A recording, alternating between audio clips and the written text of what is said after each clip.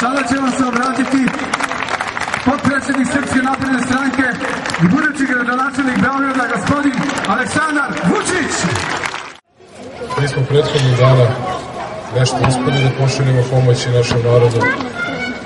Nešto su nam zaustavili naši policajci, nećete verovati, u Raškoj, a narednog dana ćemo posetiti ponovo Kosovo i Metohiju i ono što mi možemo da kažemo našem narodu, to je da ćemo uvijek biti iz njega.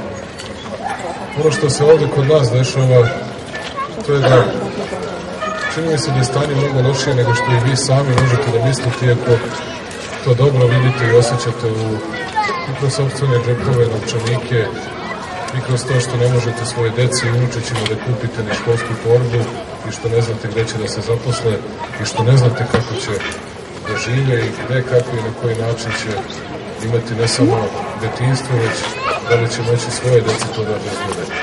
Dakle, od nas nekoliko primjera ću vam dati sada. Prvi je taj da recimo 2008. pre samo 3 godine mi smo imali, nećete verovati, dragi prijatelji, zaduženost na nivou grada Beograda od 97 miliona evra. Danas imamo zaduženost od 530 miliona evra. Pa vas pitam samo, a ko će to da vraća i od čega će da vraća? Kad ih pitate koliko košta most sa pristupom saobraćajnicama i ovde, neće da vam odgovore godinu dana. Kao da ih pitate neku svetu tajnu. Kao da ja ne znam šta u pitanju, to su vaše novce, to su vaše pare. Imamo pravo da znamo koliko košta zato što će oni od vas te pare da uzmu. Nije uzeo to Đilas iz svog džepa pa platio nekome. Nego je to uzeo novac od vas i kroz infostan i komunalije i tek će da uzima da bi to sve moglo da se plati. Vi dođete na jedno mesto u tu kancelariju, predate svoje papire, ne morate ni da znate kako se pravi feasibility studija ili bilo šta, oni vam kažu i za mesec dana moraju da prođu kroz sve sekretarijate, kroz sva odeljenja, kroz sve kancelarije i da vam daju odgovor. Evo vam te i te dozvole, samo morate da napravite to i to. I kraj priče. Zašto je to važno i zašto to neće biti tako lako? Iako u ovom trenutku vam deluje otprilike ne naročito bitno. Zato što će to poboljšati klimu za sve investitore i domaće i strane koji treba da dođu kod nas.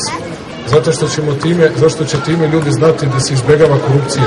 Jer u tom sistemu od 10 kancelarije i sekretarijata kroz koje mora da prođe jedan papir, ne sme jedan, kad vidite da jedna kancelarija zadržava papire 5 ili 10 ili 20 puta, onda znamo da nam je to crna rupa, onda znamo da u toj kancelariji imamo problem i onda te ljude odatle menjamo.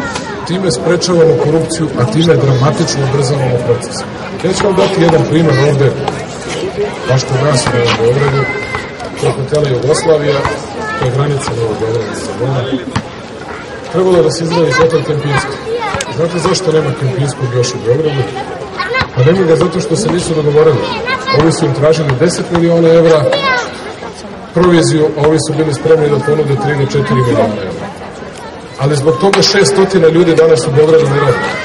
600 porodica danas ne zna kako će da preživi i ne zna što će deca sutra da im rade, da ne kažem da od toga i država gubi zato što bi se plaćali porezi i doprinosi i tako dalje.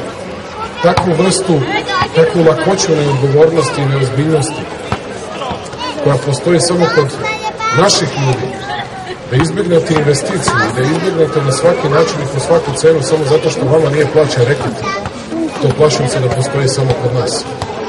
Mi mislimo da ukoliko bismo uspeli zajednički stvari da menjamo, a kako stvari stoje, znate da nisam naročito optimista, već pomalo i pesimista, ali kako stvari stoje, oni to ne mogu da izbjegnu, jer je mnogo više nas danas koji smo za promene nego njih koji su za status quo. Ali je za nas strašno odlučujućeg je značaja šta je, kako ćemo i na koji način uspjeti da obezbedimo ljudima više posla. Dakle, izmjena zakona o javnim nabavkama, borba protiv korupcije, kancelarija za brze odgovore, da bismo napravili ambijent koji bi bio neuporedivo povoljniji za investitore i šta je ono što još mislimo da je strahovito važno. Pustite ljude da rade. Oni su malim preduzetnicima, privatnicima koji drže radnje. Oni im zbog neizdavanja jednog fiskalnog računa uzmu pa im kažu aha, kazna ti je 150.000 dinara, onda te zatvaram radnje na 20 dana. A to što si mu zatvorio radnje na 20 dana samo si upropastio i državu i tu firmu. Zato što država neće da dobije ništa što se ti njemu zatvorio tu radnju 20 dana. Dajte da obavežemo ljude, ti ljudi danas teško žive i ti ljudi moraju da vuku zemlju napred. Ajde da vidimo što država može da im pomogne, a ne samo da država uništava sve što stigne. Mi ćemo vam ponuditi kompletno završene projekte sa gondolama, sa Kalemegdana na Ušće i na Ratno ostrvo. Pokazat ćemo vam stari železnički most, kako može da se proširi, da tu napravimo pešačku zonu, da od Beograda napravimo veliki turistički centar. Ja sam spreman da čujem i sve što mislite i dobro i loše i vaše pitanja da odgovorim. Kao što vidite, odnosno među vama sam, nemam telefonitere, tako da samo napred sa lošim pitanjima slobodno. Hvala vam najlepše, sve najbolje vam želim.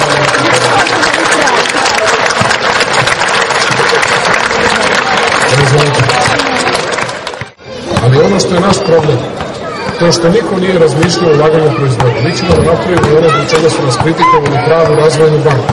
Sad su se setili da nešto uradi. Da se vratim da konkretno odgovorim. Razvojna banka iz koje će država da ulaže direktno u proizvodnju. Što god uložite i da vam ne bude 100% uspešno ulaganje, uvek će vam se vraćati kroz proizvodnju i zapošljavat ćete nove ljude. Hvala vam još jedan put, vama i vašim porodicama želim sve najbolje.